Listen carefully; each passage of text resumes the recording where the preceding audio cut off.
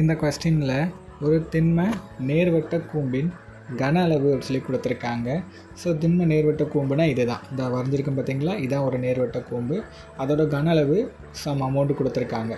First உருளையோட கன அளவு என்னென்னு நமக்கு தெரிஞ்சுக்கணும். πr²h. ஒரு உருளைக்குள்ளே எத்தனை கூம்பு இருக்குதுன்னு பாருங்கள். ஸோ இது ஒரு கூம்பு, இது இன்னொரு கூம்பு, இது இன்னொரு கூம்பு. அப்போது ஒரு உருளைக்குள்ளே 3 கூம்புகள் இருக்கா. ஸோ அப்போது உருளையின் கன அளவுன்னு பார்த்தீங்கன்னா 3 கூம்பில் ஸோ 1/3 πr²h. மற்றது அப்படியே எழுதிக்கிறேன். 3நால 1/3ன்னு போடுறேன். வேறு என்னெல்லாம் கொடுத்துருக்காங்க, ஹைட்டு கொடுத்துருக்காங்க 24 சென்டிமீட்டர்.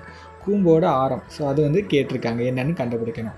நமக்கு ஃபார்முலா தெரியும், 1/3 πr²hன்னு தெரியுமா. அமௌண்ட் வந்து என்னது, 4928.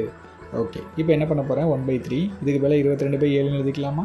ஸோ ஆர் கண்டுபிடிக்கணும், அதை அப்படியே வச்சுக்கிறேன். ஹச்சுக்கு பதிலாக 24, மற்றதெல்லாம் அப்படியே எழுதிக்கிட்டேன். இப்போ இதே அடிக்கிறேன். 2ஆல் அடித்தா 11ன்னு வரும், இது அடித்தா 2 4 6 4ன்னு வரும். ஸோ இதை மறுபடியும் 11 அடிக்கிறேன். 2 மறுபடியும் என்ன வரும், 2 4 224ன்னு வரும். ஸோ இதை 2ஆல் அடி கொடுத்தா 12ன்னு வரும். இதை அடித்தா 1 1 2. இதை 2ஆல் அடித்தா 6ன்னு வரும். இதை அடிக்கும்போது 56ன்னு வரும். ஸோ மறுபடியும் 2ஆல் அடி கொடுக்கலாம். இதை அடி கொடுக்குற 3ன்னு வரும். இதை அடித்தா எனக்கு 28ன்னு வரும். ஸோ இந்த 3ம் இந்த 3ம் கட் ஆயிரும். பேலன்ஸ் இந்த 7 அந்த சைடு கொண்டு வந்துடுவோம். r² = 28 × 7. ஸோ இது ரெண்டையும் பெருக்கினா நமக்கு என்ன வரும்னா r² = 196ன்னு வரும். இந்த 196ங்கிறது 14ஓட ஸ்கொயர். 14 × 14 196. அப்போ ஆரோட வேல்யூ என்னென்னு பார்த்தீங்கன்னா 14ன்னு வரும்.